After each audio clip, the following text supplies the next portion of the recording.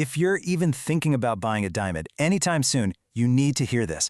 India is literally rewriting the dictionary for lab-grown diamonds, and it's a move that could seriously change how we all shop for them, no matter where we are in the world. So let's get right into it and break down what this new rulebook actually means. You know, if you've ever looked at diamonds, you've probably been hit with a whole bunch of terms. Lab-grown, man-made, synthetic, cultured. It can make your head spin. Are they all the same thing? Does one name make it a better diamond than another?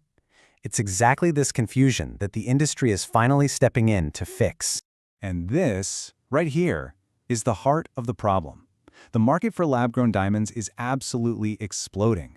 But when everyone's using different words for the same thing, it's easy for buyers to feel confused, or even worse, like they're being misled. And that kind of uncertainty, it just creates distrust, which is total poison for an industry that's trying to grow. So how do you solve a problem of trust and transparency? Well, India has decided to step up and create a new official standard. Let's dig into what that actually looks like. The group behind this is the Bureau of Indian Standards, or BIS. You can basically think of them as India's national authority on quality control for, well, everything. They're the ones who've set up these new guidelines for how lab-grown diamonds have to be described. Now, for the moment, it is a voluntary standard, and it's set to officially kick in on January 1st, 2026. And if there's one thing to take away from all this, it's this. This entire project is designed with you, the customer, in mind. The number one goal is to just cut through all the confusing jargon. So when you go to buy a diamond, you know with absolute certainty what you're getting. It's all about creating clarity and, in the end, confidence. All right, let's get into the nitty-gritty of these new rules. It's basically a new dictionary for diamonds. What can sellers say now and what's completely off limits? Okay, this is where it gets super specific. As you can see, there are only 3 approved terms: laboratory-grown diamond, laboratory-created diamond, and synthetic diamond. And notice, you have to use the full phrase.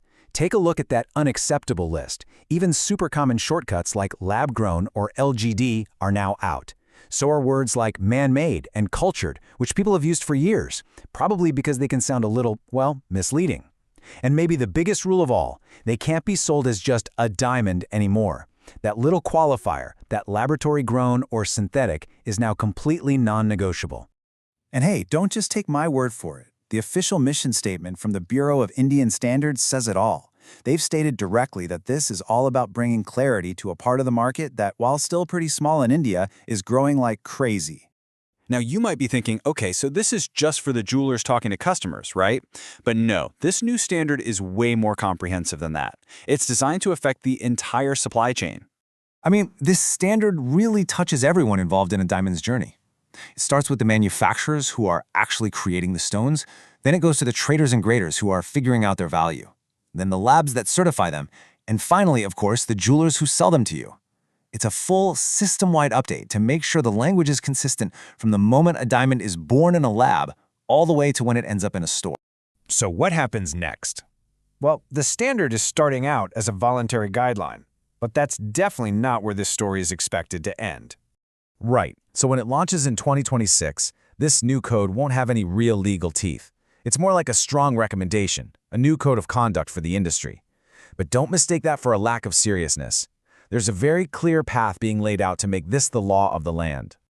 This timeline really shows the game plan. You had the initial talks, which led to the standard we have now. Then, in early 2026, the voluntary phase kicks off.